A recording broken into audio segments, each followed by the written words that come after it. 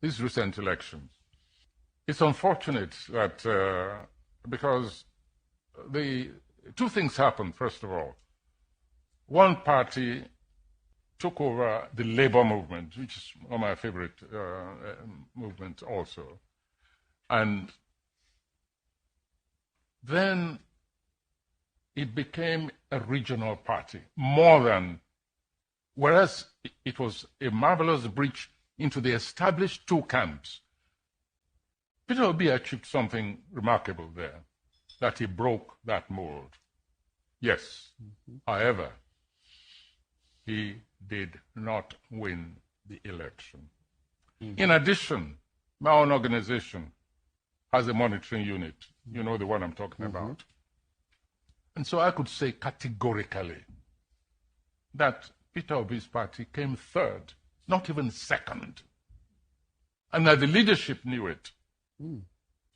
Well, they wanted to do what we call in Yoruba, Bajwe. We'll never start. Wallahi, dollar now is 1,005 baht. We will go to 2,005. We will know. I'm not a boaster, I will tell you too. We will know between these three tribes who is the strongest. Check people, they kill how many million people. They still survive, spread all over the globe. They still build houses all over the globe. Show me one Yoruba man that built a house in Onitsha. Okay now.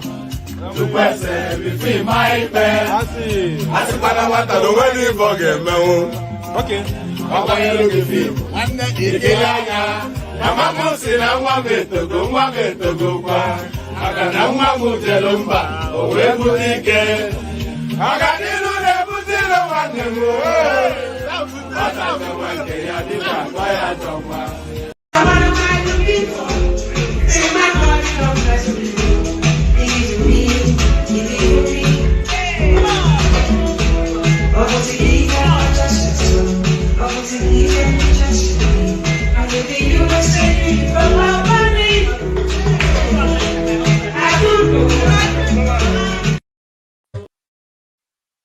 Ẹ̀jẹ̀ mi ni ẹ kí n gbọ́, àkọ́bí ewé ayò, ewé tún méje, ìtún ló ní ọ̀tún ẹ̀ ṣe, ìfà ló ní kan fà ẹ̀ mọ́ra, àìbínú gbogbo àtàrẹ, gbogbo méjì ọkà bàbà, gbogbo mẹ́ta ọkà wáṣẹ́, orí ló túmọ̀ ẹ̀dùn, gbogbo ọ̀nà ní túmọ̀ ẹsẹ̀. Akọni ìmọ̀ tú ìmọ̀ ọjọ́, ìmọ̀ èmi ni wọn kì í dálẹ̀. Wọ́n bá lọ mẹ́lẹ́mọ́, wọ́n á fi jóye ẹlẹ́mọ́. Akọni wọ́n bá lọ gbé fèrè, wọ́n á fi jóye ẹrùkù. Bọ́wọ́ wọn bá tẹ̀lé, wọ́n á fi jóye aláre. Àwọn mẹ́tẹ̀ẹ̀ta parapọ̀. Wọ́n wá jọ ń pẹ́ mọ́, ẹ̀mọ́ olóko jẹ. Wọ́n pa Akíntọ́lá ọmọ Ògún. Wọ́n pàdé Ìyọ̀dà, ọmọ Àtàlàbọ̀bà. Àkọ́bí wọ́n pàdé Ṣàtàdàdẹ, ọmọ ọba Ìjẹ̀bú Mèrè. Aṣíwájú odò gbólùkẹrẹ, ajagun lólòdì ọ̀run. Tó bá ṣe pé tìyẹ, tó bá ṣe pé tìyẹ, lọ bá ń darí jọ wí. Àpérò mi kún gbọ́wọ́, ọ̀gọ́ ti ṣìgìdì máa gbé, àgétì ló máa ń gbé, àyàn ti ìgbàyàn ewúrẹ́. Ọlọ́run dákun má padà lẹ́yìn ẹ̀, kó má gbàgbé ọ̀rọ̀ tẹ́. Ayandaba, ayandaba, ayandaba, ayandaba. Ayandaba, ayandaba, ayandaba, ayandaba. Ayandaba, ayandaba, ayandaba, ayandaba, ayandaba. Ayandaba, ayandaba, ayandaba, ayandaba. Susu, baby, subramia. Baby, subramia. Suku, sunu, baby, subramia.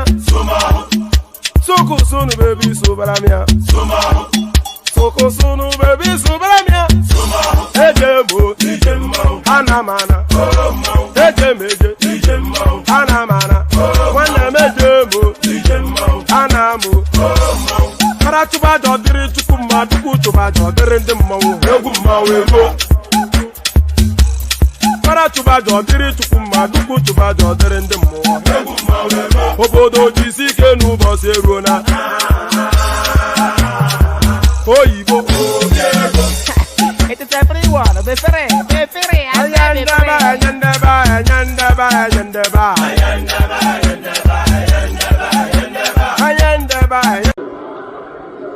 Tí o bá sí àwa èmi tí ń dúró wájú yìí tí ń lérí ogun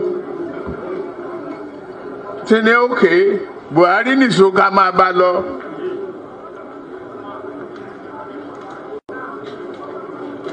Kò lè di president. Ó ṣe kìíní olùlẹ̀, ó ṣe kejì olùlẹ̀, ó ṣe kẹta olùlẹ̀. Ó tiẹ̀ sọ́kọ́ lórí tẹlifíṣàn pé láyé òun ò tún rán mọ́. Mo dẹ̀ lọ bá ń Kaduna wà rán ọ̀rọ̀ ẹ̀kún kọ́ lélẹ̀. Àdúró tiẹ̀ wàá dẹ̀ wọlé. Nǹkan kan ní pé o ò ní fọ̀rọ̀ orílẹ̀-èdè Yorùbá ṣeré. Ó dẹ̀ gbà. Àtijọ́ tó rẹ̀ ti débẹ̀, mi ò gba mínísítà, mi ò gba contract, mi ì tọrọ ọbẹ̀, mi ì tọrọ gàrí, mi ì tọrọ fúra lọ́wọ́ ẹ̀, mi ì dẹ̀ ìyàwó ń bẹ̀. Mo wá ní lọ́tẹ̀ yìí o, Yorùbá ló kàn.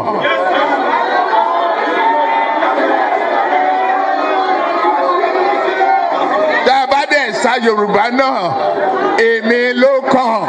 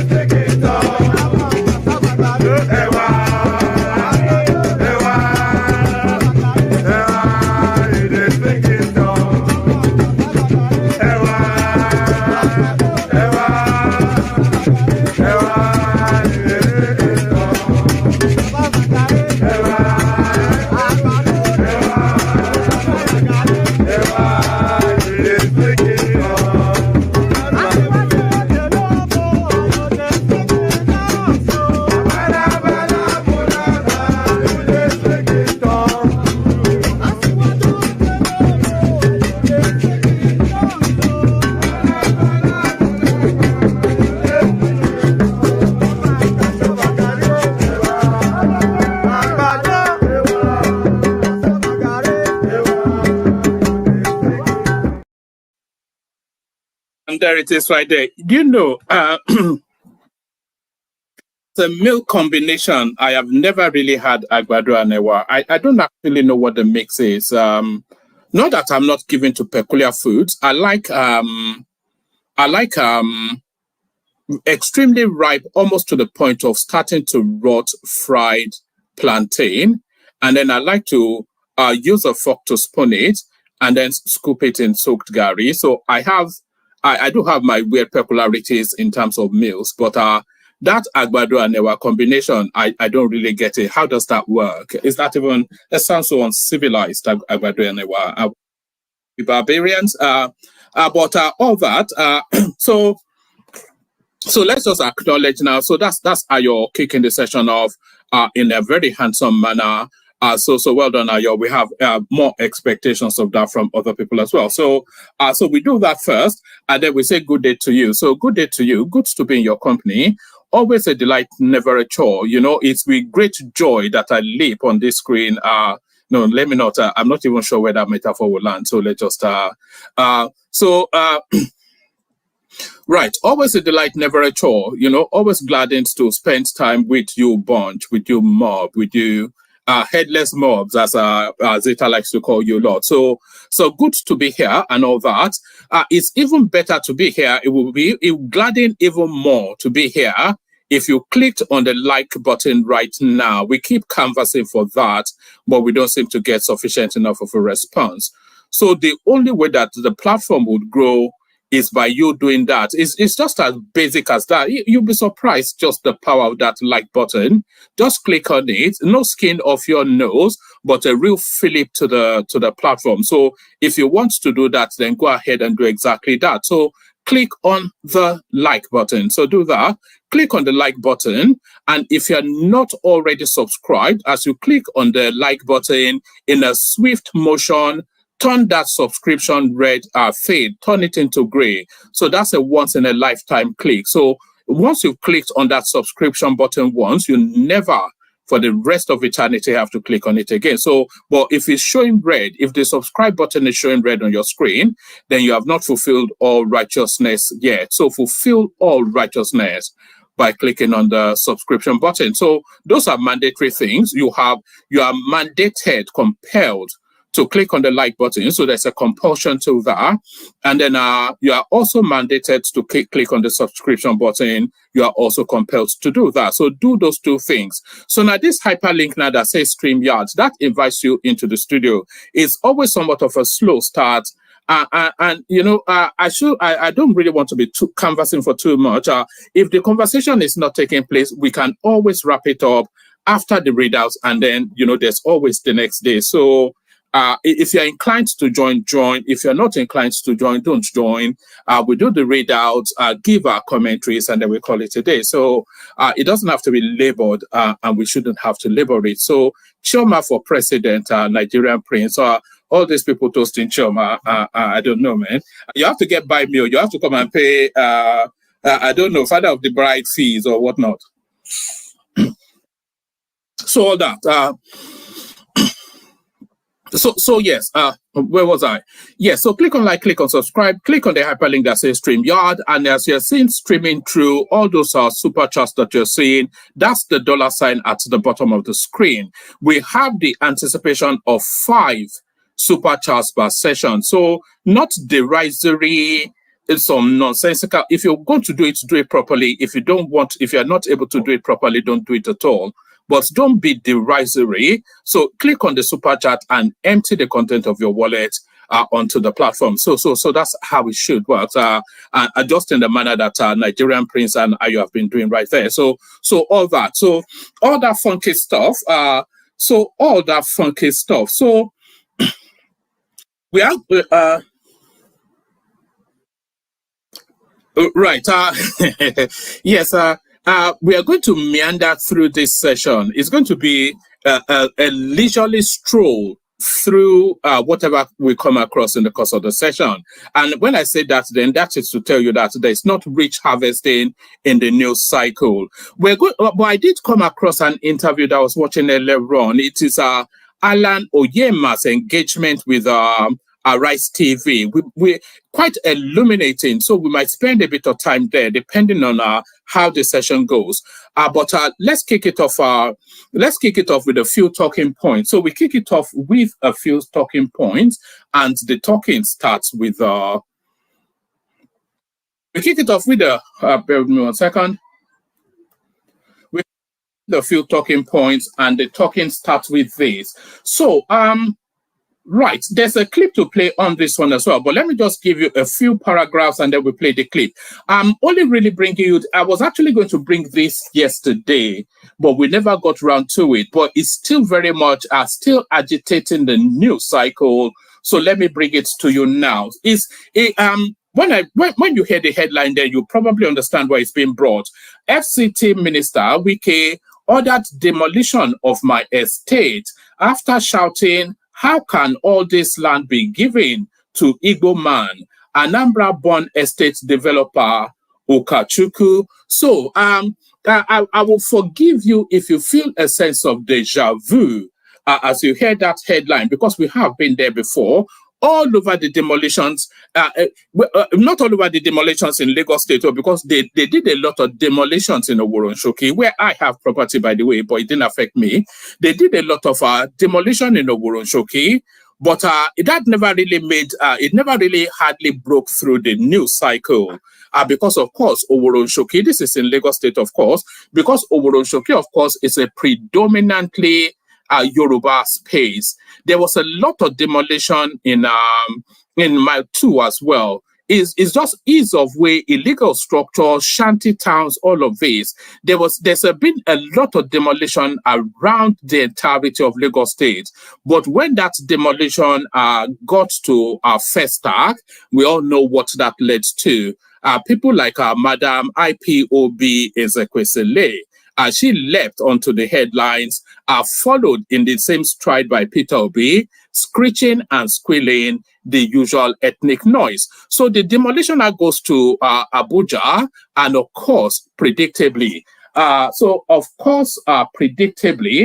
FCT Minister Wike ordered demolition of my estate after shouting, "How can all this land be given to Igbo man?" Anambra-born estate developer Ukachukwu. So just from that headline, you might want to just walk away, because it tells that there is no imagination that would imagine that Wike will go to a site and say, "How can all this land?" I think Wike is too sophisticated and too long in the tooth for politics for that. It knows that his words are measured, and I don't even think it has that inclination as an individual anyway.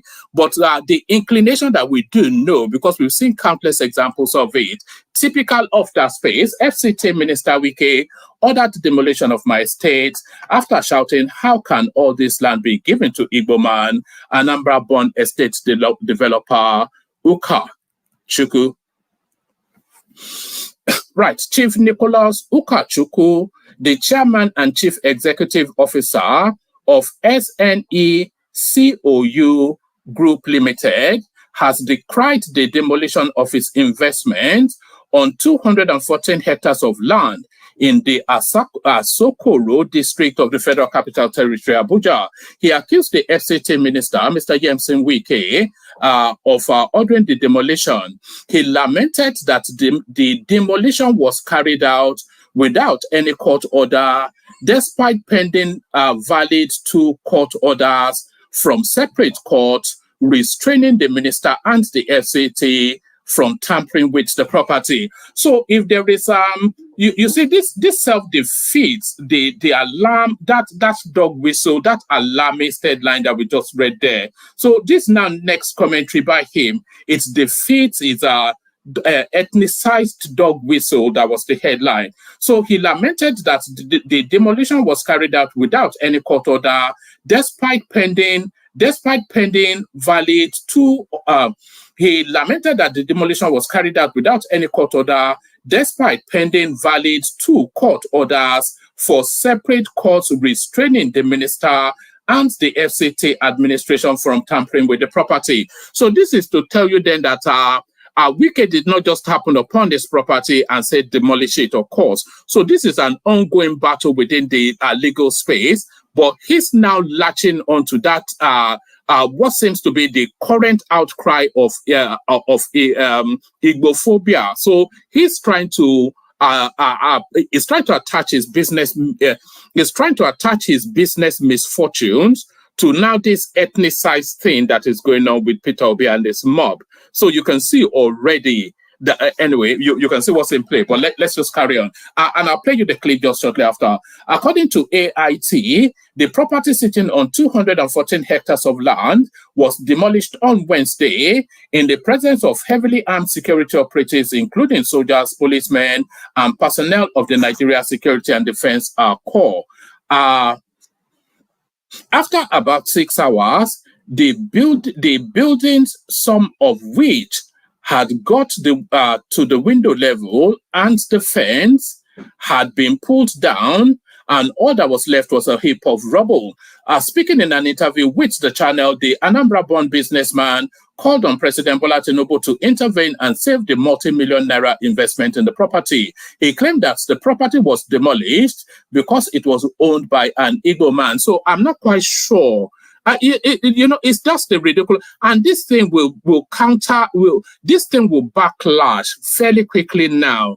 All this crying of wolf, this thing will backlash in record rapid time. How can anyway. So what are they in court for? What is the and it is almost certainly an illegal structure or something without proper permit. He claimed that the property was demolished because it was owned by an Igbo man and not because the company violated any law, as all legal titles had been sorted and obtained before commencing the development of the property. Claiming that the demolition was done in bad faith, Ukachukwu said, Wike called for a meeting over the land. We went with our documents after seeing what we had with claiming that the demolition was done in bad faith. Ukachukwu said, Wike called for a meeting over the land. We went with our documents after seeing what we had with our lawyers and other companies. Sunrise, which they gave part of the land. Wike said that there was nothing on this that the court should take its effect. I don't quite know what that means.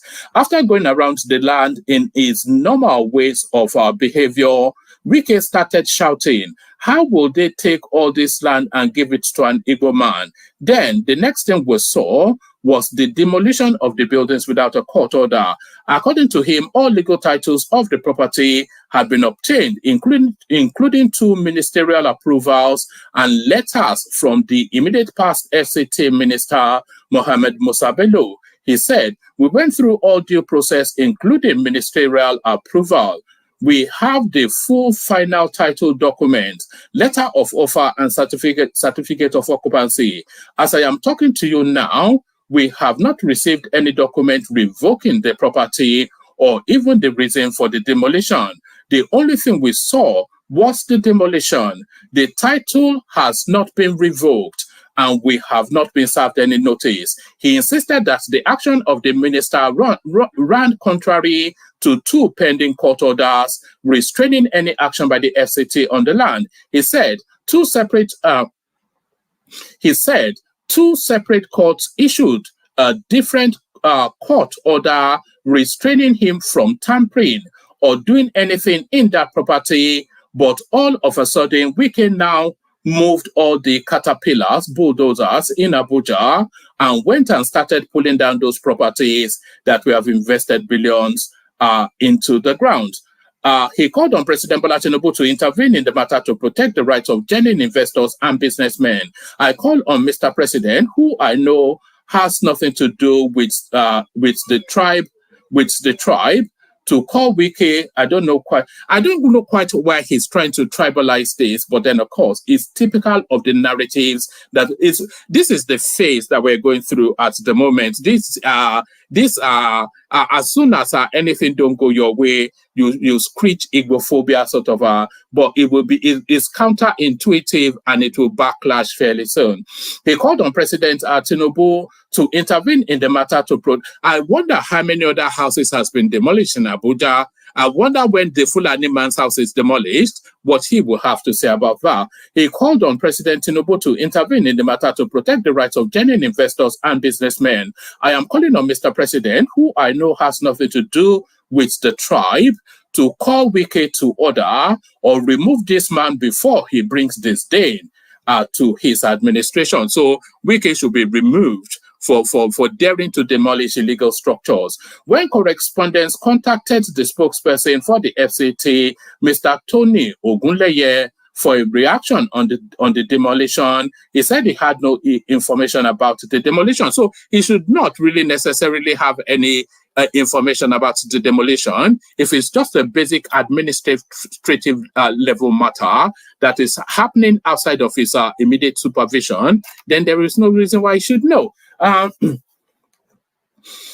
Ogunleye, however, noted that the FCT administration does not demolish property based on tribe, religion, or sections of the country that the owner comes from. He said, the truth is that I don't know the details of this particular case. I don't have the details at all, so I can't comment from an uninformed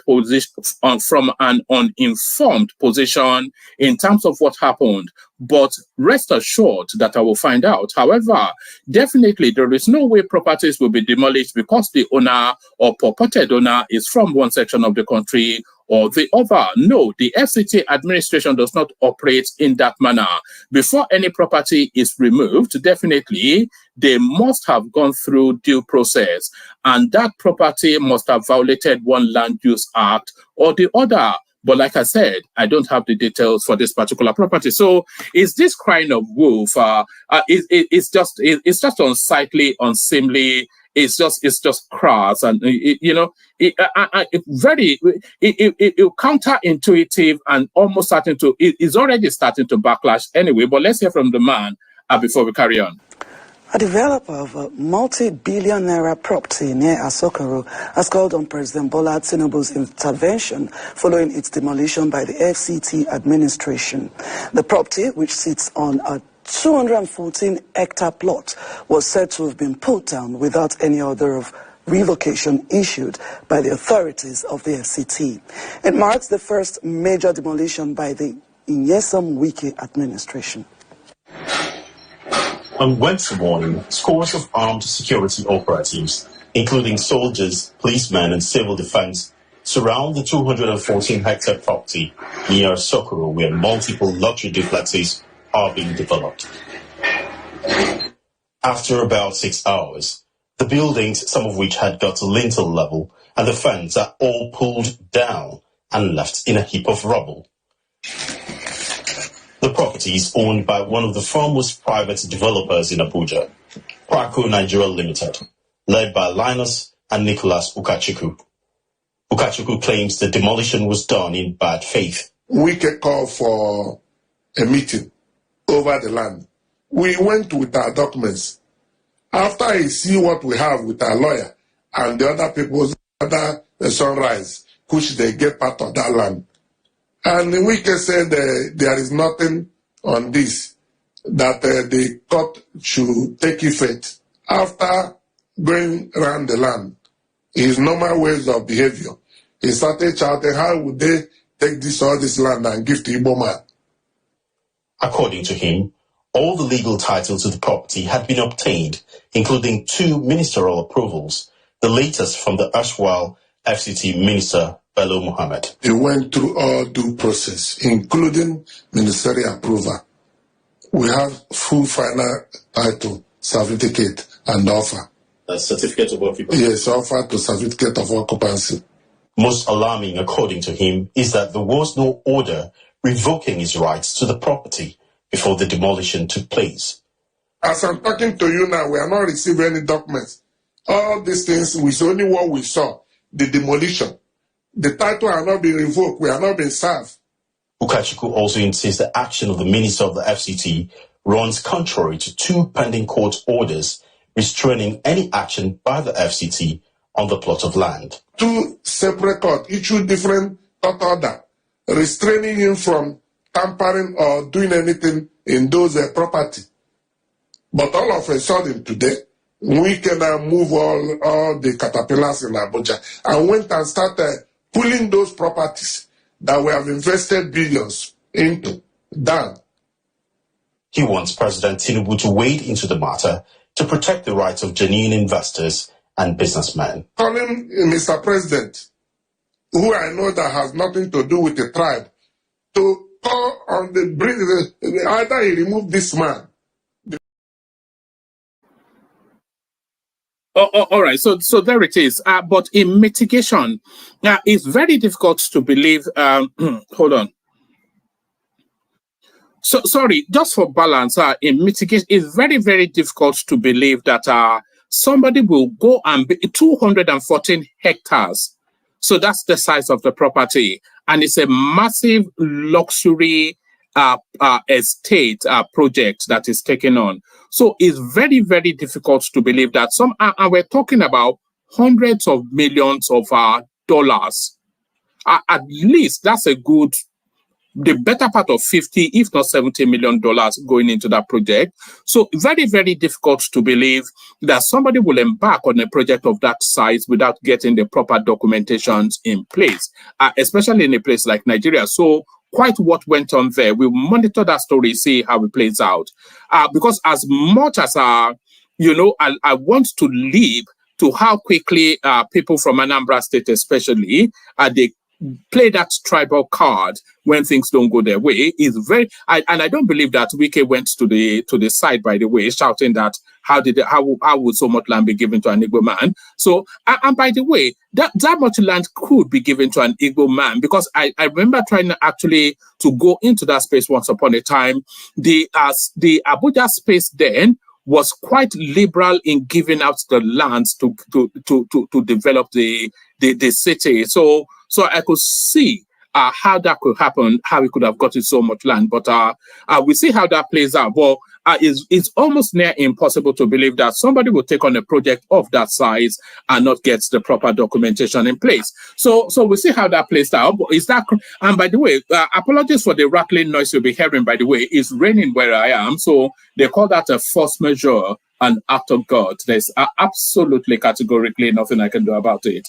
Absolutely categorically nothing I can do about it. So this now next headline, absolutely categorically nothing anybody can do about this this date with destiny. Absolutely categorically nothing anybody can do about this date with destiny. North can't stop Tinubu in 2027, says Arewa think tank. So there it is. And how many times have we said that on this platform that it's a near impossibility to do, rigging or no rigging? It is a near impossibility for Tinubu to be stopped in 2027.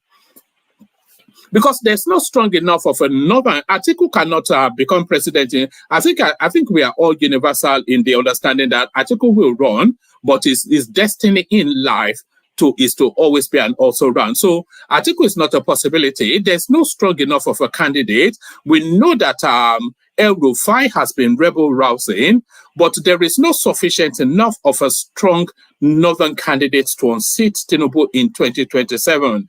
And by the time 2027 comes, when he would have completed that Calabar to Lagos super expressway that traverses 9 states, all of the achievements that there will be sufficient enough of achievements, and the politics will be such that Tinubu is going to be there for 8 years. I cannot see anything that unseats him. And I think this is pretty much the surrender we're hearing from the North.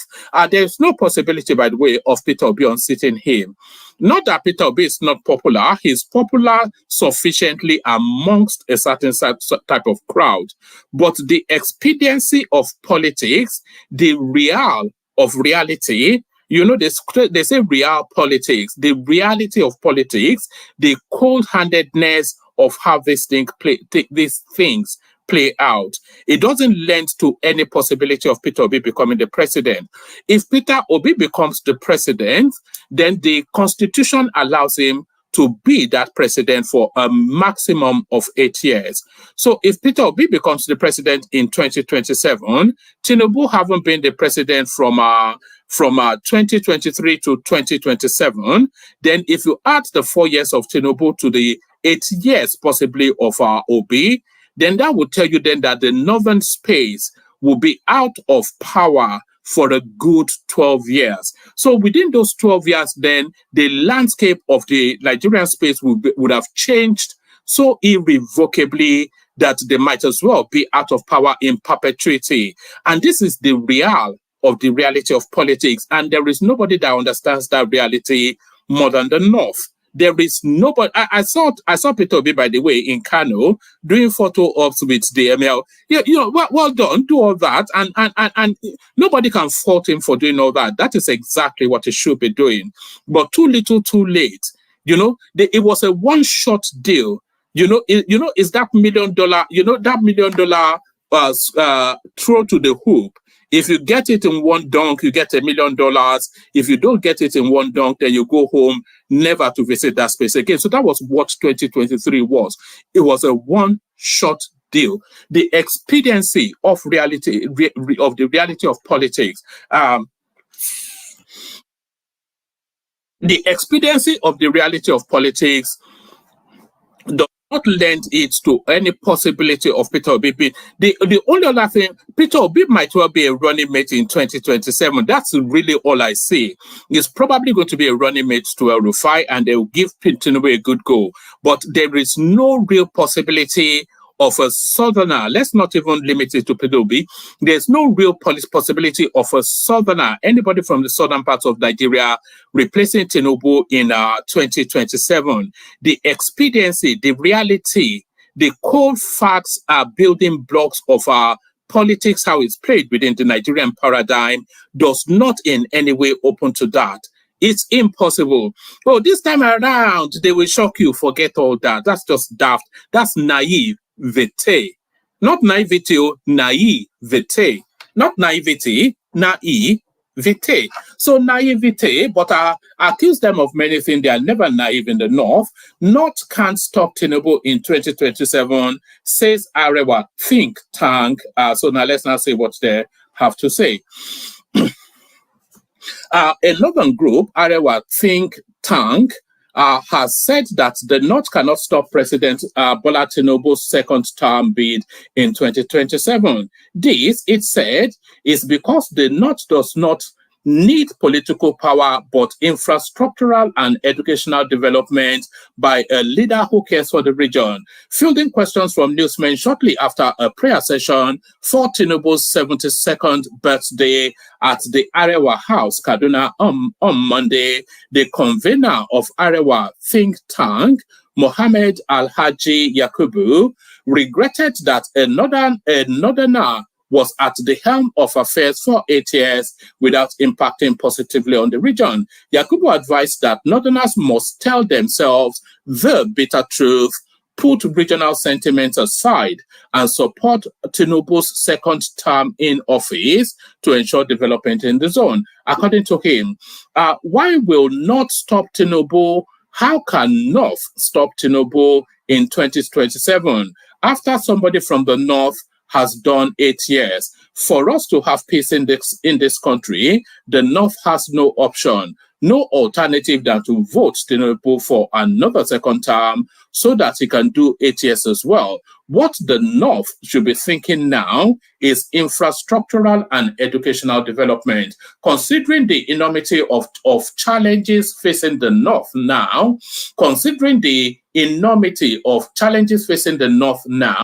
it does not need political power now. We must put our house in order and tell each other the bitter truth. Insecurity challenges, which we hoped that former President Muhammadu Buhari would have dealt with, has gotten worse. That means political power has no value to the North. So he's speaking to it from obviously from a Tinubu acolyte point of view, but to the real politics of it, I think that holds as a truth. And by the way, we still want to be seeing that super chats coming through. We have the anticipation of 5 super chats per session. So take us to that before we finish the readouts. Let's go on from there today. So this is the headline piece. This is what I trailed this session with. So this is what I trailed this session with. 2027, we're not looking at Peter Obi and the obedient movement. So this is Bayo Ononuga, the mouthpiece of our Tinubu. The special advisor to the president on information and strategy, Bayo Ononuga, let's start it from the top. The presidency has said that it will not be distracted by the activities and thought of the obedient movement. The special advisor to the president on information and strategy, Bayo Onanuga, stated this during a chat aired on a podcast. He claimed that former Anambra State Governor Peter Obi was employing religious and ethnic sentiments in his politics. So, of course, we all saw that. We all saw that in Technicolor in 2023, which it tugged at the base instincts of the country, and the primal instincts of the country in Nigeria are tribe and religion, and that was the politics that Obi played to garner whatever he garnered, whether landed him third in that election. He claimed that former Anambra Governor Peter Obi was employing religious and ethnic sentiments in his politics, reacting to questions on whether Obi's politics and his followers could pose a threat to President Tinubu's chances in 2027. Onanuga said the administration has no time to entertain thoughts about 2027 politics yet. He said, as of now, we are busy with governance and we don't want our attention diverted from the focus of what the government is trying to do. We are very busy. We are not even looking at them now. Speaking about Obi's political style in the last election, he said, what I know about the campaign of Obi was that for the first time in a very long while in our country, we had a candidate who was inflaming ethnic passion and speaking about Obi's political style at the last election, he said, what I know about the campaign of Obi was that for the first time in a long time in our country, we had a candidate who was inflaming ethnic passion, and that was the way the election went at that time. He was inflaming ethnic and religious passions, bringing two dangerous things to our politics, ethnicity and religion. That was what he did, and those things were dangerous to our politics. When asked to compare President Tinubu with his predecessor, former President Muhammadu Buhari, Onanuga said it would be too early to be drawing conclusions on performances, as President Tinubu is barely a year in the saddle. He, however, said that the two leaders have their human differences and different ways of attending to issues, noting that the former president had been unfairly judged by many commentators. So I think that was a party line thing right there. But just to tell you then that I'm not sure that they're especially looking, they're more likely to be losing sleep about the movements of El Rufai than anything that Peter Obi is doing, because Peter Obi is a known and a contained quantity. We all know his politics and we all know the limitations of it. So Peter Obi is a known and an already contained quantity. But the dynamic that El Rufai is bringing out is probably one that they will pay attention to. But there is nothing Peter Obi is doing at the moment that is not predictable or containable. And I think that's how they say it. So predictable and containable. So let's go on to the next one. North has no choice but to vote Tinubu again in 2027 Arewa think tank. I think we've already gone through that. So let's go on from there to the next one. No, I think we've already done that. That's the same headline. Let me bring you this. I'm not quite sure if this falls within the realms of fake news or not, because this flashed across the news cycles when I was having a look to see what we're talking about today. Federal government mandates nationwide DNA testing for newborn. So that's almost certainly something that will be debunked. Because what do they even have the budget for it is the thing, and what are the legalities of it is the wider thing. But the necessity of it, the level of bastardization in Nigeria, federal government mandates nationwide DNA testing for newborns. So now let's see what's going on here.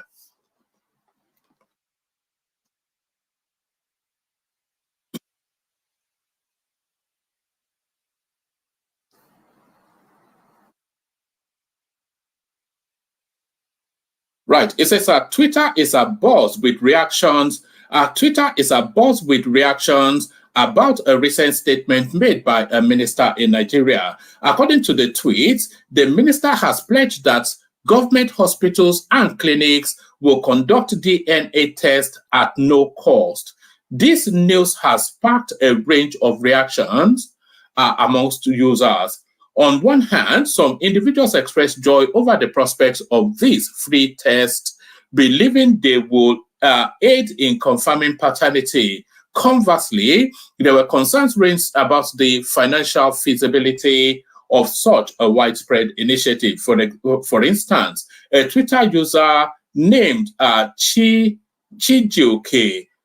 shared that the health minister revealed plans for government hospitals to offer complimentary DNA tests starting in June. So that runs contrary. It says mandatory on the headline, is telling us complimentary now. Similarly, Omotayo from Lagos also took to Twitter to share the same news. So multiple sources reporting it. That seems to be what we're saying. Similarly, Omotayo from Lagos also took to Twitter to share the news, highlighting the government's commitment to providing free DNA testing from June onwards. Supporters of the initiative believe it will prevent instances of raising children who are not biologically related to their purported parents. So if you exclude DNA, the only not DNA, if you exclude IVF, the only really possibility of a child not belonging to the parents is he or she not belonging to the father, because it's near impossible for the child not to belong to the mother if you exclude surrogacy or artificially inseminated sort of a process. So yes. So there's that. But no, the level of bastardization in Nigeria, they say every 6 in 10, or is it that high, are not the sons of the person that they call daddy, so or daughters, children.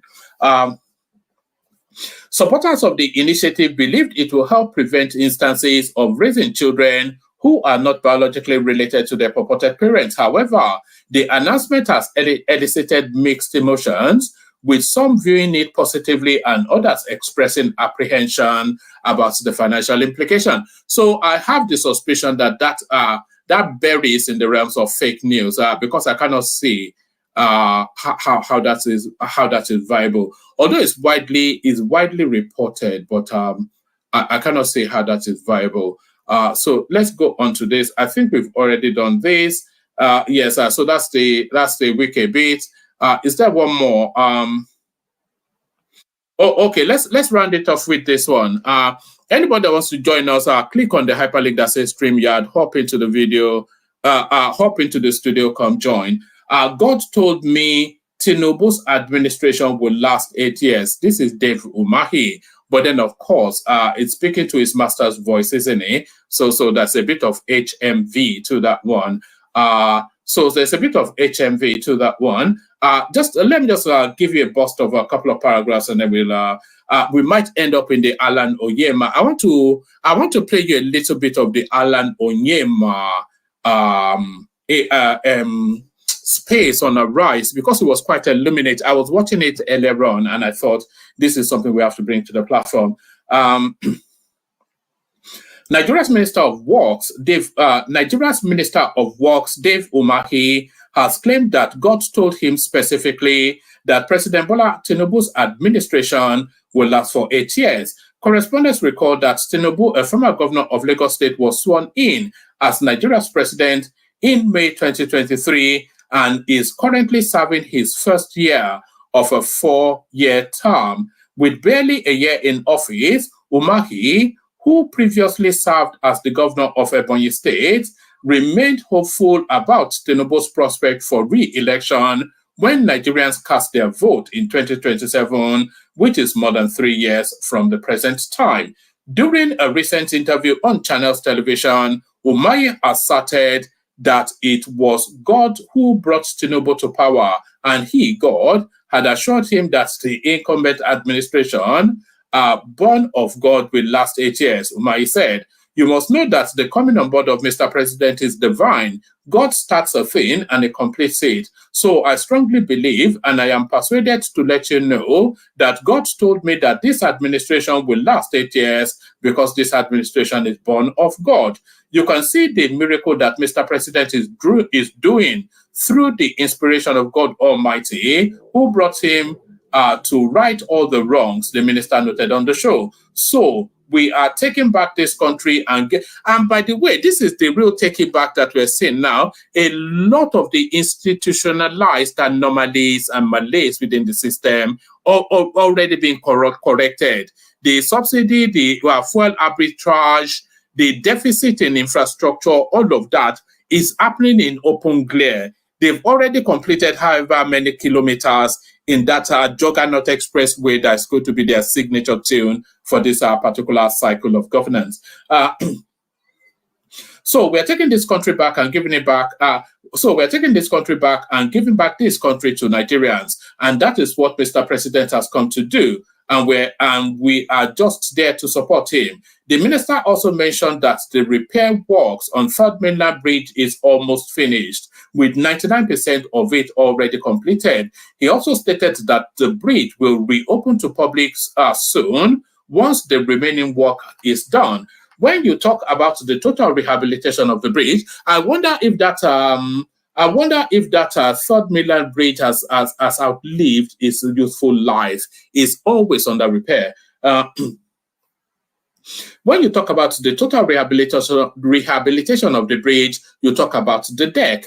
Mr. President has released the money, and I can say that 99% of the project is done. But what is to be done is additional work. We are putting solar lights. So apparently, of course, certainly it will be lit up, but I think they've now gotten done it's more expedient to have solar lights there, easier maintained and cheaper to run. We are putting solar lights. We are replacing the generator lights with solar lights. We are putting up CCTV. So, of course, there should be CCTV on Third Mainland Bridge because that's a jumping bridge, isn't it? There's a lot of jumpers on that bridge. We are putting up CCTVs both on top of the bridge and under the bridge because the president told me that part of the problems we are having is people who are illegally mining the sand. And I agree with him. I have seen it. They even go as far as destroying the concrete to anchor their small boats. So that's our progress report. I keep insisting that this Dave Umahi is by far and a clear distance the best governor, the best minister rather in the probably in the history of Nigeria. I will stick my neck out to go that far. I will stick my neck out to go that far. So now I'm going to listen to a little bit of I want you to listen to a little bit of oh, why is it not making any sound? So I want you to listen to a little bit of let me put this up. Tell me if you can hear any sound from this. Can you hear any sound? Of Medview, so that this can be a sustainable. All right, I can hear sound, so I think we can all hear sound. So I would like us to listen to a little bit of Alan Oyenma, what the hoops he had to jump through in order to get that Lagos-London route. So a little bit of that, but that might take a while. So let me play you the Kegite music. I think we have only Ajale Koko with us for the moment, so we bring him on. So at least that guarantees somewhat of a conversation. So we'll bring him on, let the conversation kick on, and hopefully people will start to trickle in as we carry on. But first, pardon me, just as soon as we can find it, let me play you this one before I play you the Kegites. Do you remember this?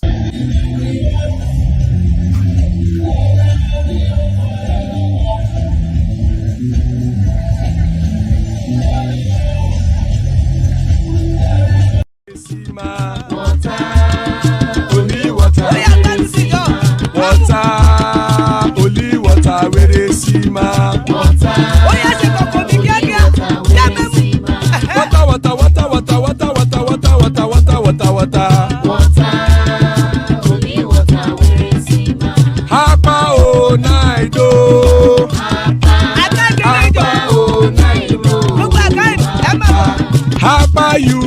don come o.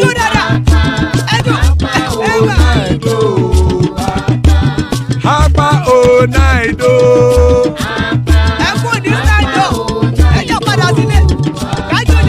Oro kẹ̀kẹ́ ẹlẹ́mùrè o. Ilé sọ́díyà kẹ̀kẹ́ rẹ̀ ẹlẹ́mùrè o. Bobby Master kẹ̀kẹ́ rẹ̀ ẹlẹ́mùrè o. Chifu Faila ti kẹ̀kẹ́ rẹ̀ ẹlẹ́mùrè o. Eruku lẹ̀lẹ̀ ẹlẹ́mùdé. Eruku lẹ̀lẹ̀ ẹgbẹ́ ẹlẹ́mùdódò jàre o. Eruku lẹ̀lẹ̀ Ghana ti dé ẹgbẹ́ bọ́dì o. Ọmọ ẹlẹ́yẹ ẹ̀yẹ o ó dilé o. Odúyẹ̀lá ẹ̀yẹ o ó dilé o. Petrosoname ẹ̀yẹ o ó dilé o. Petrosodunke ẹ̀yẹ rẹ̀ ó dilé o. Ẹlẹ́kọ̀ ọ̀run mú ìní o.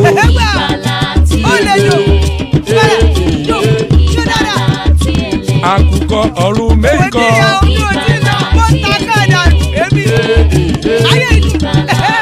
Ikú kò ní ríwà gbéṣe o.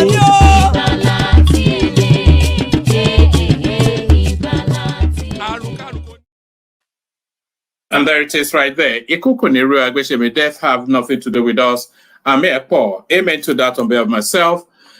Pardon me. Amen to that on behalf of myself and you, my friends. So amen to that on behalf of myself and you, my friends. Joining us, hopefully he is ready, Ajanle Koko. So we have Ajanle Koko keeping it 100. So Ajanle Koko, good to see you. All right. I don't think we have the fullness of Ajanle Koko at the moment. So let's kick it off then with What's up? One man.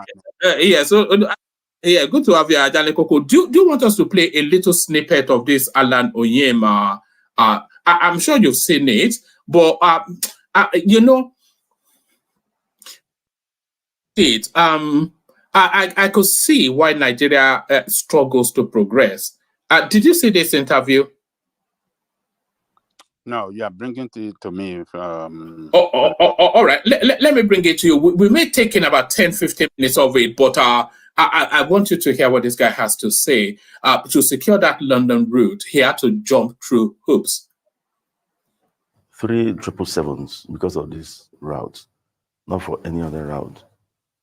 Airline took that route, flew that route. It was 7 years ago.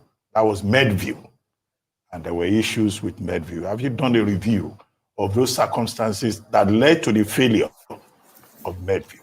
So challenges and a review and lessons learned from the past experience of Medview so that this can be a sustainable operation.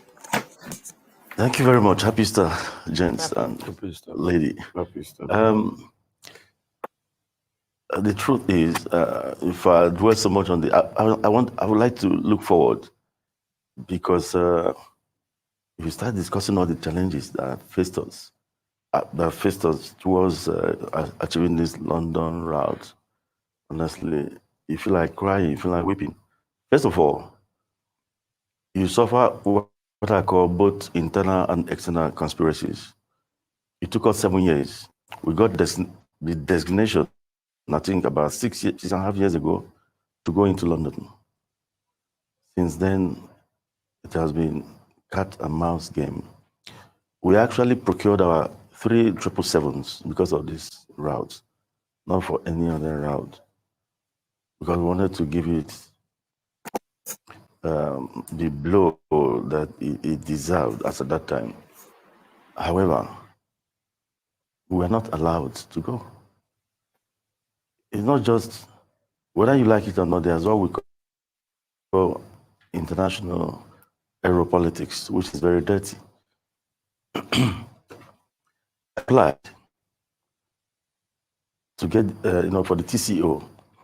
TCO means the country operator's permit. You must get that, excuse me.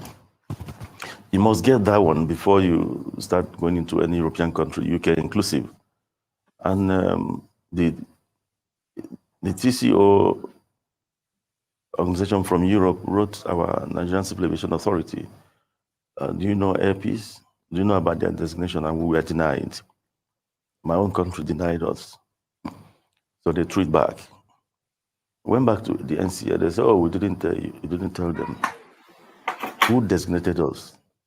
The Minister of Aviation, the Federal Minister of Aviation, whose duty it was and still is to do that. Well, we said, okay, we are ready. They refused. They said until they allow us, under the same federal government was telling you that you should not make an application towards going into the UK. Meanwhile, you gave us the nod to go to China, go to India. China is 14 hours, about 13 hours going to Guangzhou and 14 hours coming back.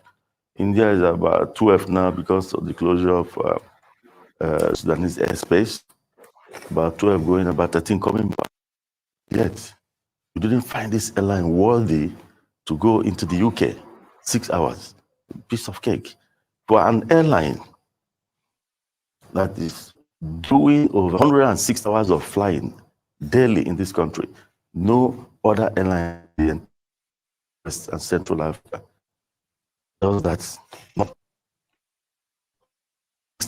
blemished, no issues, 6 hours, yet they stopped us. So aim is both from within and without. We were stopped, and we never stopped saying it. So we continue this cat and mouse game with the NCA until Captain Musa Nuhu, during his time, said, enough. Airpeace will be allowed to go in. What is the issue? Remember, they told us to, okay, when the heat became so much, when I gave them a lot of heat, they said, okay, you need to prove to us that you'll be able to pass the TCO. For goodness sake, if I don't pass the TCO, it doesn't mean anything, then I leave. But allow me to go. They said, no, we must prove to them that we're able to pass the TCO. I said, okay, you come and audit us based on the TCO standards. They said, no, you have to get IATA, some consultancy firms from IATA to do that. IATA must conduct that and give their results. We paid, I'm sure it cost over 200 million. We brought IATA. IATA conducted a TCO audit on Airpeace dump. Remember, we are IOSA certified, so I don't know why the need for that. We passed. It took several months before IATA even came. We passed. Then they wrote to NCAA that you should allow them to proceed to go and do the audit with the TCO Europe. They didn't respond. Several months passed, going up to a year. We went back to them and told them that, look, it is better you come out and say why the reason for all this, or I go to the press and say it, and I withdraw. But mind you, this country is being fleeced by all the airlines going to London from this place. People were paying 5 times more than they should have been paying. All sorts of reasons you are being given to this, and you're saying you don't have capacity. I just want you to pay attention to that. So what it's telling us there is that, anyway, it'll make that point even further down the line, but people were paying 5 times what the going rate was going to be. But when it starts to give you numbers, your eyes will pop. So just listen to this. You have 3 777s, worth several hundreds of millions of dollars lying out there, fully purchased by this airline. That was when they said, okay. We are now going to audit you ourselves. Not minding the result of the IATA people they recommended. At first, I didn't want to acquiesce to that. My chief operating officer, Mrs. Toyin Olajide, said, Oga, please, let's follow them. So I agreed. They came and audited. No, nothing, of course. They found nothing. It was at that point Musa Nuhu said, enough is enough. Airpeace must be allowed to access the London market, and cancelled whatever the other people put in place and allowed us to go. Now, the British people came with their TCO audit. They didn't spend 48 hours with Airpeace. It's one of the most stringent audits you can think of. When you said, what have we learned? The difference between us and some Nigerian airlines that went there in the past was that they didn't have that TCO audit. They didn't have, though that was not enough to have made them to go down. And their going down was not because they were not good. I will tell you, even in the last 1 week, what we have seen, if we are not, if God is not with us, we would have said, okay, let's go. Let's close it before we start losing money left, right, and center. Those Nigerian airlines were dealt with under the dirty international aeropolitics, and they suffered for it. So I knew all this, and I said, I must go bona fide into the UK. I must get it as of right. When you get the TCO, if you pass it, and you get your FCOP, that your permit now to operate, that is the best. But do you know when we applied, the UK people told us, you know, this TCO is too, you may not be able to pass it like the other Nigerian airlines, you may not be able to get it. Why not look for partnership or get wet lease from a UK carrier or European carrier? Once you fall to that trap of depending on wet lease alone for your operations, they will deal with you. They could use those people. They wake up one morning and tell you that, you know what, for one reason or the other, we cannot continue. Yeah. And your operations are destabilized. Yeah. And they treat you so condescendingly. But Airpeace went in there very strong. We passed the TCO audit. There was nothing they could do. In fact, there was a day they wrote us something that would take about 39 pages, expecting us to take about 2 or 3 months to complete it. We completed it in 2 hours because these were processes we are used to. I keep on telling Nigerians, the safety protocol in Airpeace is second to none in the world. It's unfortunate that we don't believe in our own. Those 777s you're seeing are being maintained by the world's most expensive and the best MRO. It was Israeli Aerospace Industries. I pay that much because I want safety. Our safety department, our engineering departments, the maintenance departments are top-notch. If I'm lying, let NCS say so. After all, ICAO came to Nigeria. Who did they audit? It was Airpeace. If we had failed, Nigeria would have failed. So Nigerians should start believing in their own. This penchant for slave mentality and colonial mentality, believing that we cannot get it right, it's a lie. All right, let me come in here because, you know, thank you for taking us down, even though you didn't want to revisit the past, but I think it was quite important for this conversation to share with us. But when coming back, you might fly empty. Yeah. On the first day. You might fly less than 10% of the capacity of the aircraft. But that wasn't the case here. Our flights are already sold out into over a month. Coming into, in fact, sometimes we block seats. We block sales. So Nigerians have embraced this. The Nigerians are happy. It's as if some kind of burden has been lifted off their shoulders.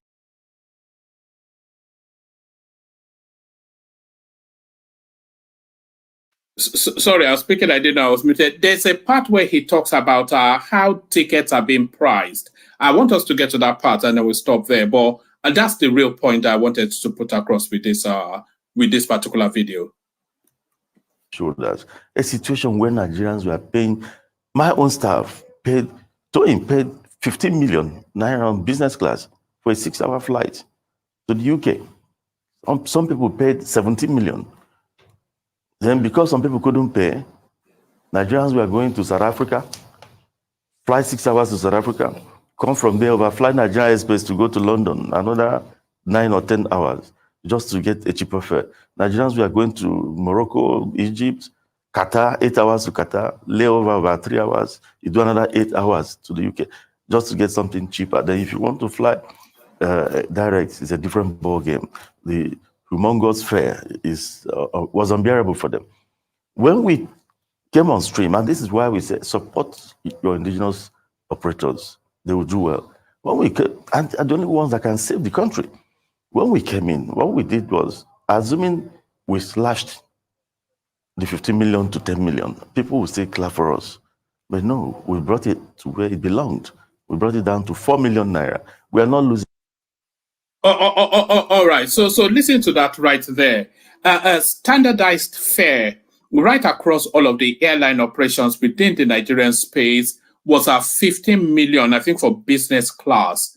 But when this guy started operation, Airline Oyenma, when he started operation, he said if he had taken 5 million off that 15 million charge and he was charging 10 million instead, people would applaud him. And of course, people would applaud him. You can buy a plot of land for 5 million naira in some spaces. So certainly people would applaud him. But what did they do? You know, this is really why I wanted to bring you this clip. But listen, it's really this part here that made me want to bring this clip. To go to London, another 9 or 10 hours just to get a cheaper fare.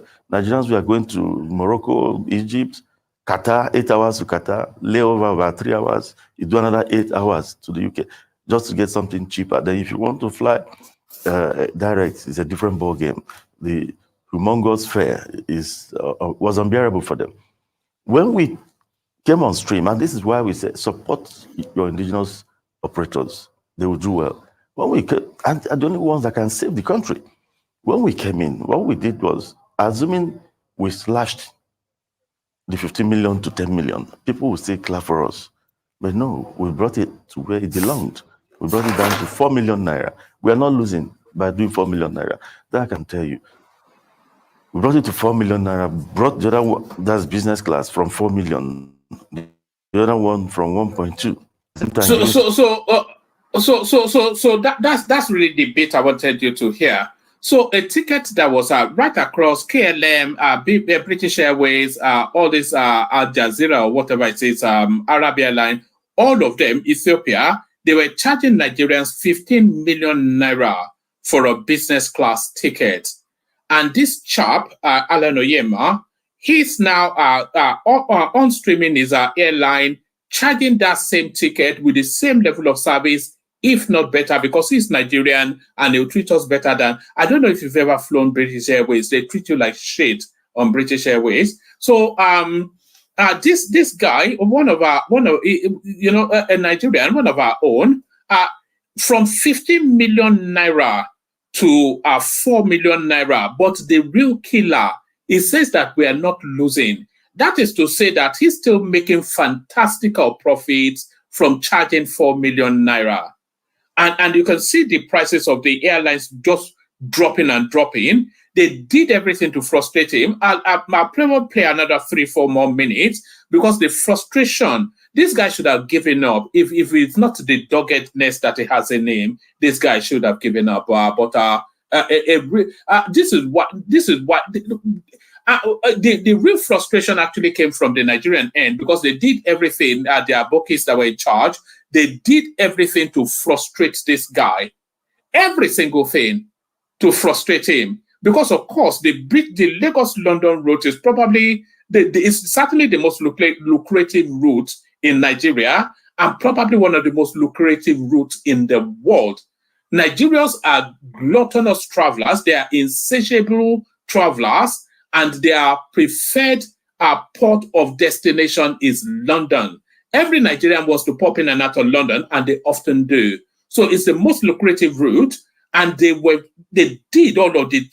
Nigerian end did everything to frustrate him, but the UK end, they just tried to kill him. Students rebate. So immediately, the same airlines that were giving dollar as an excuse for the fleecing of my country came down within 24 hours. Airpeace distorted the market. All of them started coming down within 24 hours, started begging people, doing social media, brands all over the place, and brought their fares from 15, 17 million to 5 million. Now even begging people to come on. So Nigerians embraced Airpeace. Yesterday at the airport I met someone who told me, look, Alan, God will bless you. Look at my family of 6. I had to cancel my flights with one of the direct carriers. With all the money they subtracted from my cancellation, I still made gain flying Airpeace. What I would have used in flying 2 members of my family, I'm using it to fly 6 members of the family. Thanks to you. That even now, if I want to go back to those carriers to fly, it has become far cheaper. So, Nigerian, when you say what has it been like? Yeah. Right from the day we announced we published our fares, even that inaugural flight got sold out within days. It got sold out within days. And even up to September. So the traffic is there. However, the last 48 hours has not been easy. First of all, you are told by Gatwick Airport to deposit 3 million. All right. So we've heard how the Nigerian state tried to chop these guys' legs off, just for reasons of wanting to fly to the United Kingdom and provide a cheaper, better service for his fellow compatriots. We've heard how the Nigerian state, they did everything to chop his legs off. But what is that going to tell us now is how the United Kingdom country tried to chop his head off. So they tried to chop off his leg and behead him just for reasons of listen to this. It's quite jarring. I think it's there. However, the last 48 hours has not been easy. First of all, you are told by Gatwick Airport to deposit 3 million or 2-point-something million pounds before you start. For goodness sake, those British Airways and Virgin, are they paying that amount of money to Nigerian airport as security deposit? And when you ask them, I say, okay, when are we going to get this money back? And they will tell you, no, until you stop flying to Gatwick, until you stop flying. So for the rest of your life, you put there. So we started negotiation. They brought it down to some level. The fact is that all the ground handling, when they want to deal with you, they use everybody around you. The ground handling companies, you must pay this and that as security deposit. Catering, 740,000 pounds. That's over 1.6 billion. A security deposit that they will keep forever. It's not as if they'll be drawing down from the money. I've never seen such a thing before, and they don't do it to other people. That's the truth.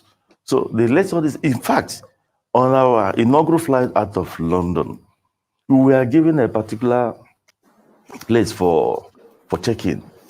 For the past 1 month, we knew this would be our check-in. That was where the trainings were done, everything done. Then a few days to the inaugural flight out of London, you changed it and gave us a place where the carousel was not working. On our first day, we left this country. We wanted to make sure we post 100%, not 90%, on-time departure, going to London and coming back. On the first day out of Nigeria, with all the fanfare at the airport, we didn't delay our flight. We went right before time. And we arrived UK 20 minutes before time. But the check-in process was cumbersome because they put us in a place where you have to check in somebody, then carry the load manually to go and drop in another place. They made us pass through all this. The next thing, your boarding gate, they say, oh, the system has broken down, it's not working again. All those antics. If they don't use them, they use the ground. To me, they should allow us be. That's the truth. But these are unspoken. These are unspoken. You might expect more. They can even use your catering. Okay. So. All right. So I think we get the gist of that. So that guy, if it wasn't the doggedness in him, it would have and should have given up. But Ajande Koko, you said you had not seen that before, but Nigeria, the country doesn't back him. That's one. At least that, but it looks as though it's getting the backing from Festus Keyamo now. The country did not back him. That's one. That's fair enough, but that's not really fair enough, because if you fly out of the country as an indigenous carrier, you're a flag bearer. So they should back him, but they did not back him. But they did not back him, but also then went on to try and frustrate him with all manners of hurdles along the way. So what are you making of this narrative put forward by Alan Oyenma, Ajale Koko? Yeah, thank you, woman, and greetings to our listeners around the world. Click on the like button, share and subscribe if you haven't done so. You see, first of all, we have to commend him for coming to speak out and inform us of the horrible experiences that he went through.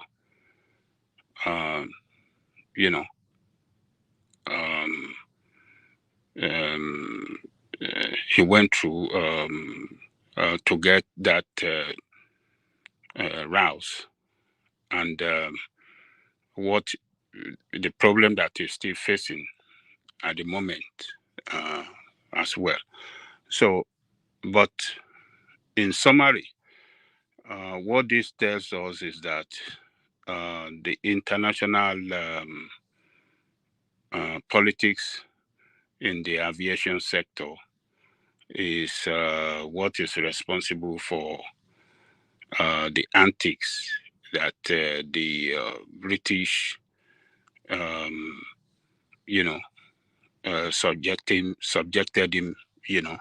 subjected him to, and unfortunately, our own people who should have supported him,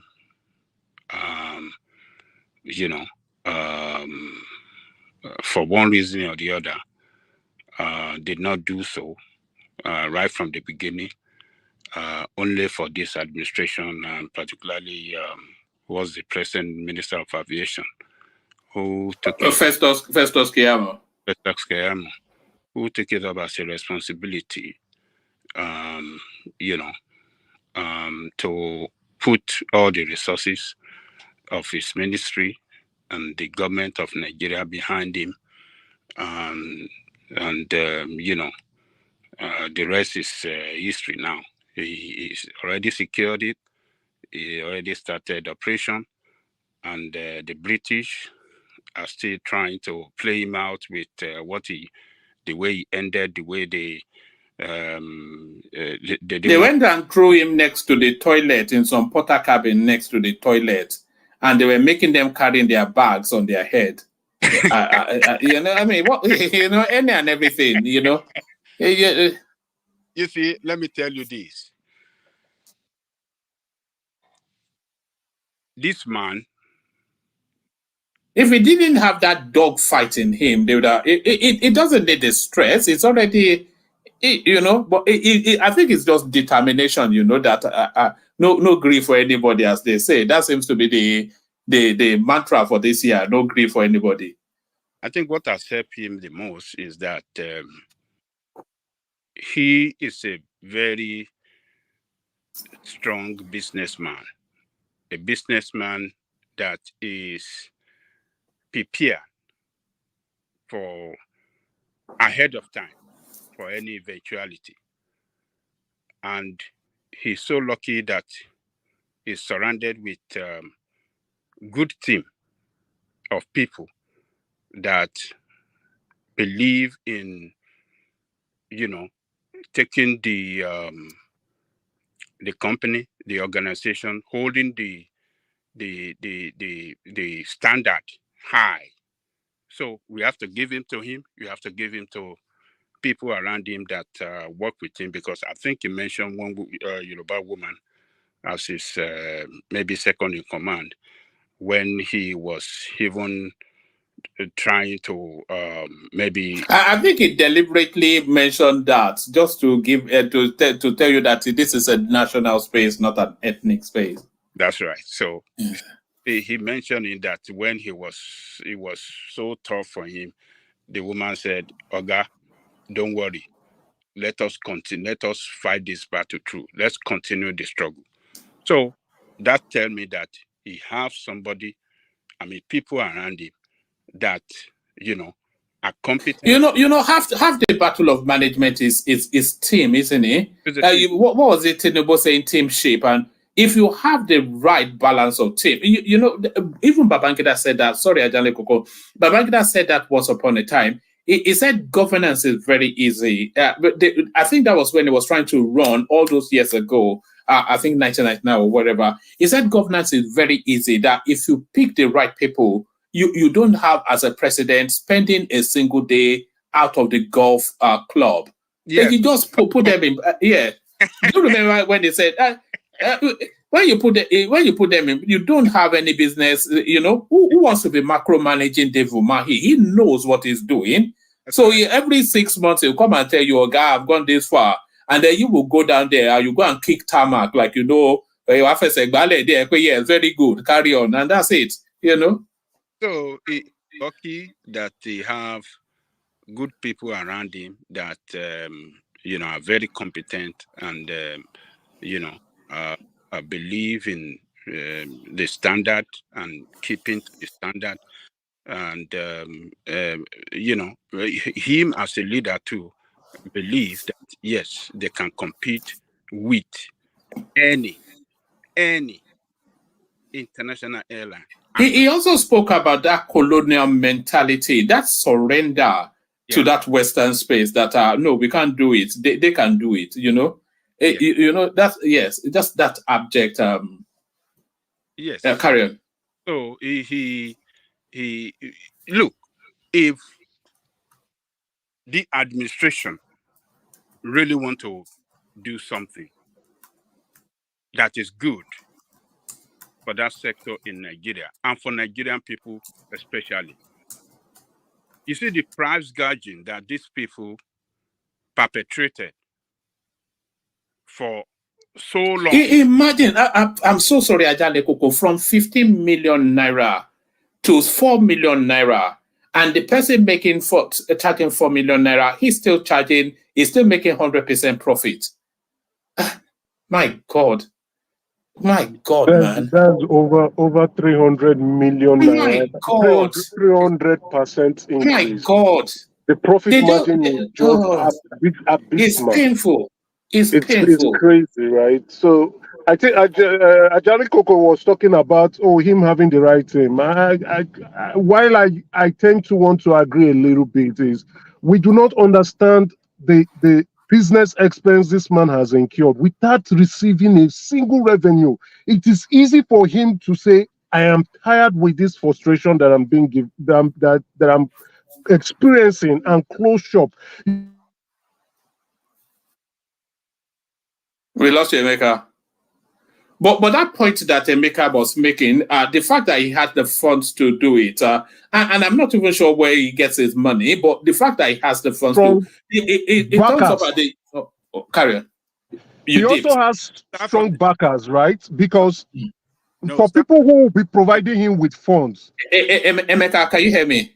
I can hear you. Start all over again. You dipped for a moment, so start. I dipped. What I was saying is, Baba Ajani Koko was talking about teamwork, but we don't understand the business expense this man might have been going through without receiving any revenue. Nobody goes into business to go and throw money. The view is to make money. So, and for long, this guy has actually been airing out the dirty dealings going on in the airspace in Nigeria. This also reflects back to why our refineries never worked, because we had internal and external actors acting and frustrating that sector, both sectors, because some people want to maximize profits outside the country, and then They are now coming in and using internal collaborators and bribing these people to frustrate both the airspace and our refinery from not working. When I keep saying that we Nigerians are very wicked people, some of us will want to refuse. It's not true. I think we are wicked people. And the significance of this earth piece continue to show our wickedness in high places. It is because many of us have not gotten a taste to the corridor of power. That's why we will continue to open our mouth and say, no be me, I no follow. We are wicked people. This is something now we are not benefiting because he has succeeded. Everybody saw, you saw the inaugural takeoff. Everybody, hey, they were toasting champagne. Where were those people when this man was going through all this problem? Thank God Kiamo came in to step in a little bit to see what, but he has been saying this thing. The last administration went to go and do Ethiopia Air. Why they were pursuing it internally, he was one of those who pioneered the lawsuit to stop that Ethiopian process to go on.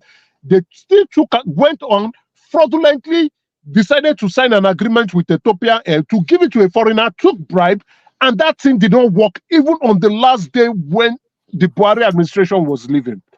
We are wicked people. Continue, Baba Jani Koko. So, look, if our administration, Tinubu administration, really want to help Nigerian people and the aviation sector in Nigeria, I think they should look into that price gouging that these people perpetrated for so long. They should look at all those years. How much should they have been charged? How much that Yeah, no, they should not let it slide though. It cannot slide now. I mean, my God. Yeah. You know, somebody should be into. Is it a class act or what did they say? Oh, yeah. To be taken up against these people. This is what they cannot do in their country. They can't do it in UK. They cannot do it in America. Look at the price gouging from what is supposed to be 4 million, and they were charging Nigerian 50 million. And they did that for so long period of time. Look at how much these people have ripped Nigeria off. And we have government in place, weak government. During those years, no wonder these people were still flying to Nigeria when the what do you call it? Buhari administration held their money behind, didn't release their money due to the corruption in during that administration, during the time of Buhari. But they knew they were making hell of money out of Nigeria. Let's look at it in the real sense of it. You are doing business with someone, the person took your money and supposed to pay you what, your own, supposed to pay you your money. It didn't pay you and you continue to work. So it's because they are making hell of money out of Nigerian system. And that is why they didn't leave. It's part of the fact that Nigerian state was owing them so much, about $800 million, that the central bank supposed to pay them, that central bank couldn't pay, but still they didn't leave Nigeria. It's because of the price gouging. They were making killers of money out of Nigeria. If not from Nigeria, the money the money from UK back to Nigeria, or people that are traveling, that are booking the flight from UK, paid in pounds, they know that one enough has sustained them. That one sustained them during that period. That is why they never stop coming to Nigeria. So the one that Nigerian people, the flights that are booked from Nigeria, money that's supposed to be paid for it, but Nigeria were holding it back. That one, it doesn't mean anything to them. So you can see the way these people you can see the way that these people were making killers of money out of Nigerian space and at the detriment of Nigerian people. So if this administration is serious, I mean, if this administration really wants to do good to Nigerian people and that sector particularly, they should look into that brass guiding and Nigerian. You know, Ajane Koko, when I was watching, like I said, I watched it earlier and I thought I'd bring it forward to see what you guys make of this guy. When I was, this guy is bracketing now towards the Dangote level. So what is creating in the airline industry, it can now parallel somewhat Dangote refinery. What we're having now is an international standardized high-end Nigerian operator, the second one to come through after Dangote. This is what is emerging, isn't it? This guy is going to very quick. Of course, it's going to take over the entire Nigerian market. And you know that in the course of this interview, a Caribbean island was reaching out to him to come and manage their airline. This guy is fast tracking to that Dangote level. I don't think it's going to happen. The reason the next thing we are going to see in a few years is other national operators coming in to compete with him. That's what is going to happen, right? He has broken that jinx. He has those people frustrating him in Nigeria. He has actually somehow won the battle. Let's say the first phase of the battle. The next thing that will happen is you will now see other people, like 2 or 3 other guys coming into that airspace to compete. Which is good. Which is good if you ask me. The end consumer. I'm not sure that we'll. I'm not quite, because I recommend that you go and watch. It's about 40-something minutes long, and I'm not sure that people will have the patience for it. But I recommend that people go watch it after. What this guy had to do to put all of these structures in place, I'm not quite sure that there are many Nigerian operators that have the mental acuity, the doggedness, and the resources. You know. Yeah, he might, based on the passion he has, still try to maintain the quality, but I think they will do it. You understand the frustration, the first hurdle is the internal hurdle. Even look at what he said with this snippet you played. That when they were going, they still changed them to go somewhere else to frustrate them further and frustrate his passengers. You understand? You don't do that. They wanted to make it an unpleasant experience for the passenger. Exactly.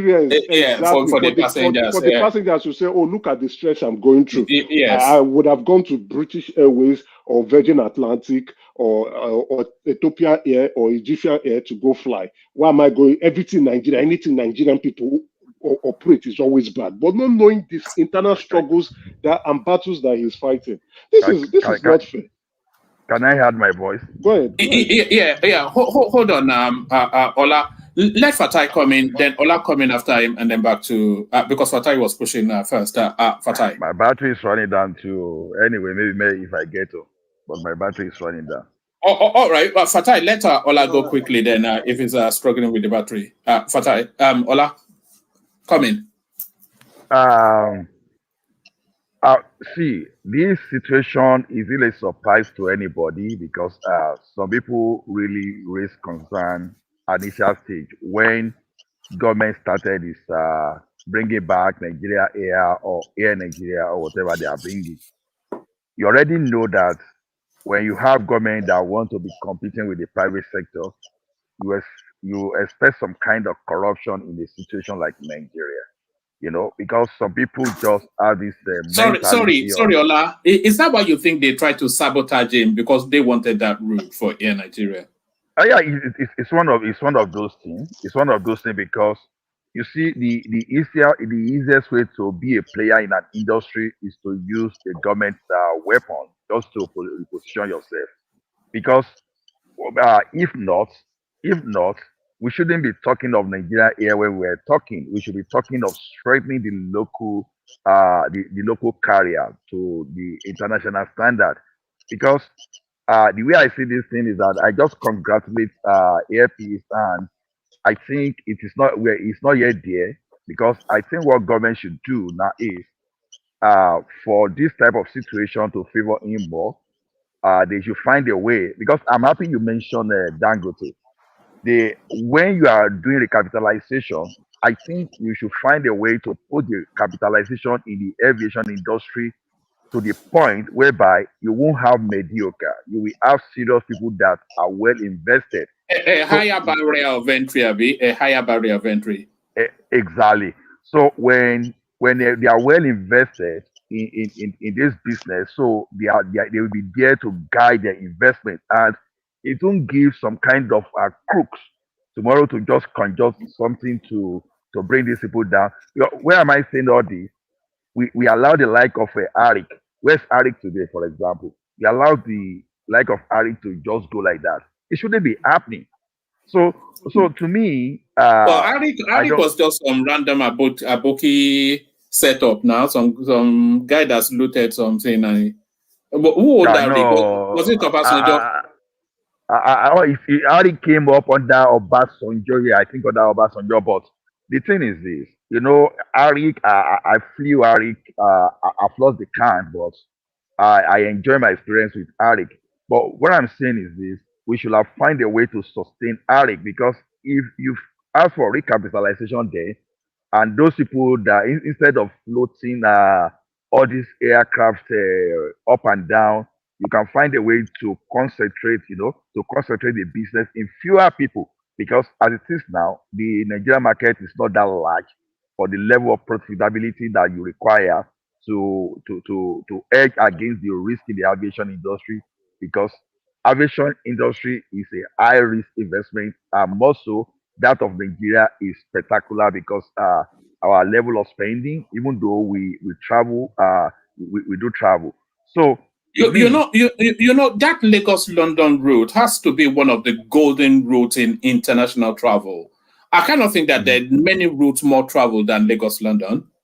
I tell you. Then we by now they should be considering finding their way to the North America, especially Canada and the United States of America. So going to Netherlands too, I think that's a very good route for them to invest in. So to me, I've put this one in one of those metrics that I will use to measure Tinubu at the end of his tenure. So whatever the central bank is doing to back this man up, whatever policy they will push, especially in the area of recapitalization, to make sure that this guy will not become another Arik, because it's so important. We may be enjoying it now, but when we have some mediocre just coming into the industry, it's not going to be because it is easier for him now to celebrate it now. But if you do not guide this guy, if you not do, because you want to call it a monopoly, sometimes I think we may need good monopoly at times to sustain the local industry. So that's just my contribution to that. So when I get home, I will still join. All right, brilliant. Fatai, come in and then back to Ajale Koko. Fatai, Oto Jometa. Hello. Fatai, Ava. Oga Pata, the Mohican of Neveso Kosia, the Mohican Baudi. One man went to more, one man went to Abajali Koko. Oga, ọmọ yẹn bèrè Oga, kò sí wàhálà ń gbà yẹn bàbá mi. Kí ló ṣẹlẹ̀ Abajali Koko? Ẹgbẹ́jọ́ mẹ́ta. Hello, Abajali Koko. I think he may not be able to talk where he is at the moment. Carry on. Okay. So I was very surprised that you were surprised about the price. I think the other time you were arguing with me that price is just price. People just put whatever price they want. Pricing strategy is many things. It doesn't mean you don't make profit. If they tell you Black Friday 70%, it doesn't mean they are losing money. There are many reasons. I don't particularly what's happening to Oyenma, actually. It's not really the Nigerians are wicked people. I don't know where that is coming from. So Nigerians are not wicked people.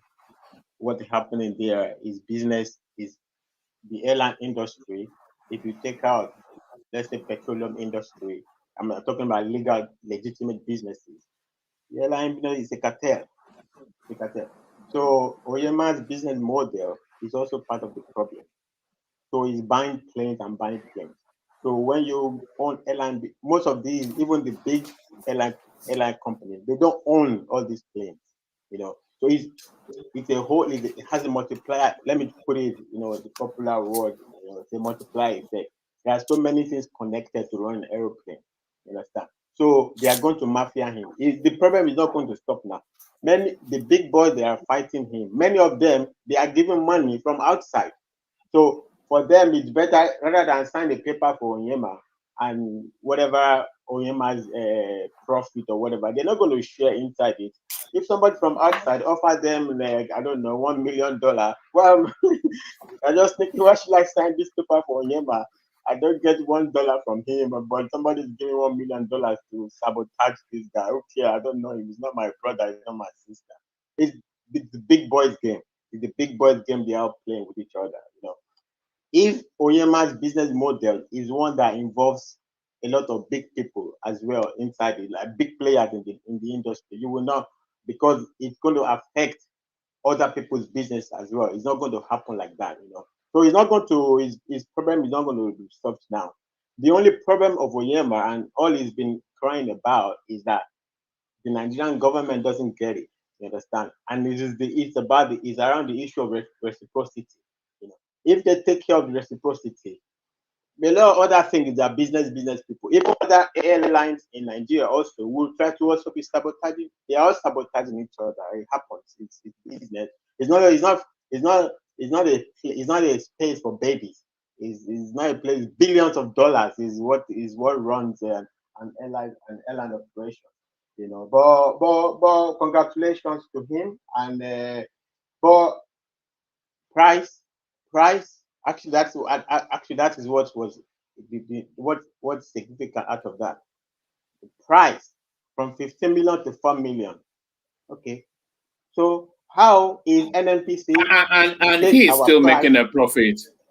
Of course, he's going to make money. Some people will come and tell me that some people they go back. So then that then highlights that highlights the level of exploitation that has been going on in that industry for goodness knows how long.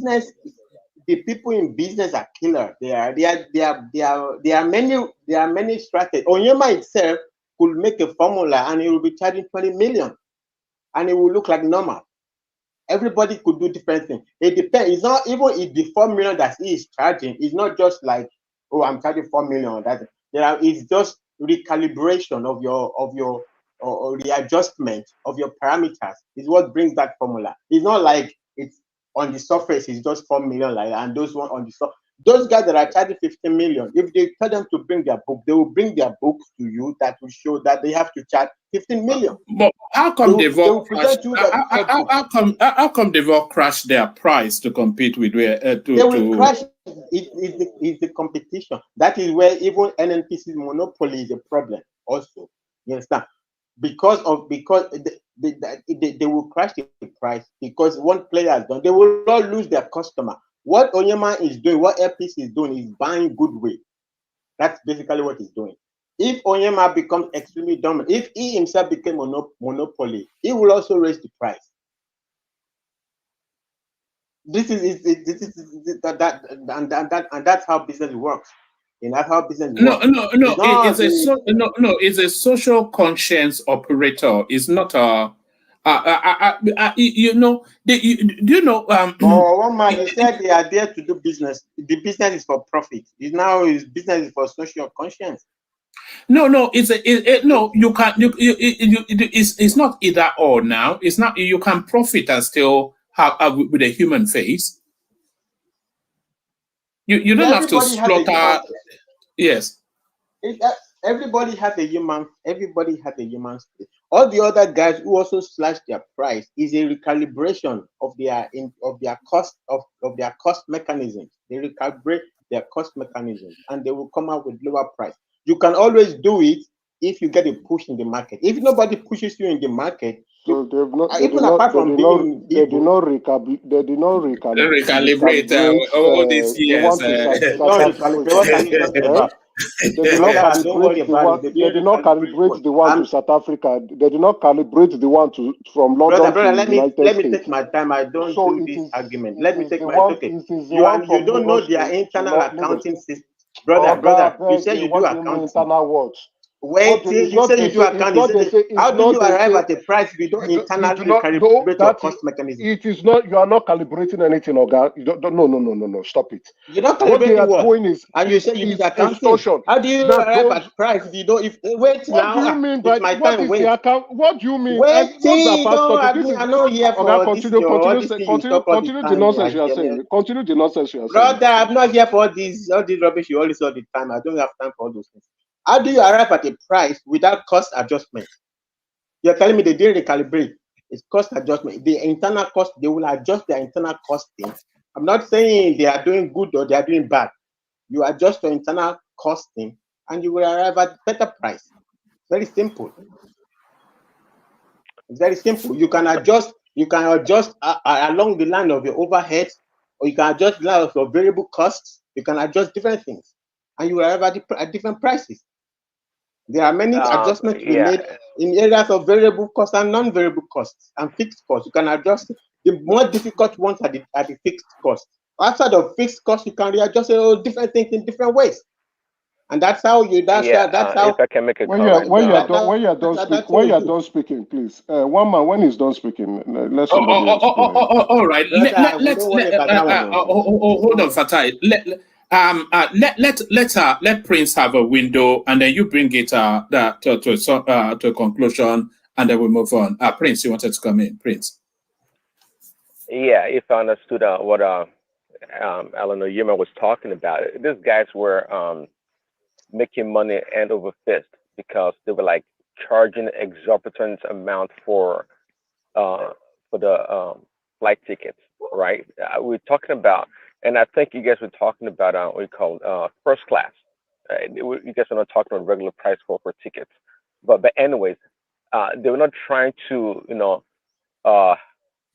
price their tickets in order to break even or to go above to be slightly profitable. They were making a whole bunch of money. So I'm not sure what internal cost adjustment they're going to be making. I mean, just like Oyenma said, even the amount it's charging is making enough profit from dropping it all the way to 5 million naira per ticket. So those guys were just making money. They were making money. They monopolized that area. And the Nigerian state facilitated the fleecing of course. It's part of it. I mean, the reason why they've been trying to. Though I did support Oyenma earlier when the Ethiopian air crash came about. But anyways, it's an area that a handful of people make a whole bunch of money, just like every other sector in Nigeria, right? There's nothing new about it. And they've been trying in conjunction or in collaboration with all these foreign airline companies. They've maintained that price gouging for a very long time, and there's no need to release that cash cow to anyone. Who knows how much it gets paid in the back end, or rather get paid to these people on the back side of it. So they're making a lot of money. So at the expense of the Nigerian consumers, right? Nobody's protecting the Nigerian consumers. So who cares at the end of the day? But Oyenma is trying to get into the market, and is not their friend. He's not an inner circle person. So they're trying to keep him out as much as possible at the behest of the people running the show in Nigeria, working in collaboration with people overseas. So it's to me, yeah, I'm not. I mean, he's not complaining. He's just talking about the challenges he had to face in order to get to that point. There was an undertone of resentment of what they had to go through, and I think the resentment really came from not getting the backing of his own country, and also his own country, trying to sabotage him. I think I could detect some frustration there. Yeah. yeah, I mean, again, it goes back. I think I did watch an interview that he did back in the time of the Ethiopian airline debacle thing going on, and we can see right there. I made a comment on your show that they should have given that opportunity to Air Peace to be the flag bearer of the Nigerian Airways or whatever they're trying to do. It was a shenanigan. We saw through the shenanigans what they were trying to do. And it appears that Onyema is not favorable. Let's say, partnership with the people that run Nigerian airline, whatever you want to call it. It is not that they're not good friends. I mean, it's not an inner circle boy, so to speak. So, and that's been the case. That's been the problem for him. Well, luckily for him, he has a lot of resources. Just like I think Emeka said, it costs a lot of money to be running these airlines, and especially in America, as much as they have plenty of airline companies, they're not very profitable. Many of them can go belly up just like that in just a short amount of an economic downturn. Spot on, Prince. Okay. Spot on. All right, back to Fatai. Back to Fatai. Fatai. Okay. I don't understand what the debate is about, by the way. Yeah, can you hear me? We're just sharing thoughts. It's not Can you really. hear Yeah, we cannot Hello? hear you. We can all hear you. So if you can hear me, then a conversation is taking place. Okay, Yeah. My point is, I don't understand what the debate is about. You understand? So I don't know. Actually, one of the reasons I don't really. Actually, I came in to show something to Babajan Lekoko about the IMF. There was something, I think IMF, I have always heard something about IMF, and I've always wanted to open that, to talk about that. And I'm basically retired from talking on the internet, because I don't know, a lot of people just jump in to make. I don't even know why people always do that. I don't know what is the debate about. I don't understand it. Fatai, you see, before you go to the issue of IMF, you see, you where you ended before Prince Daddy interjected you.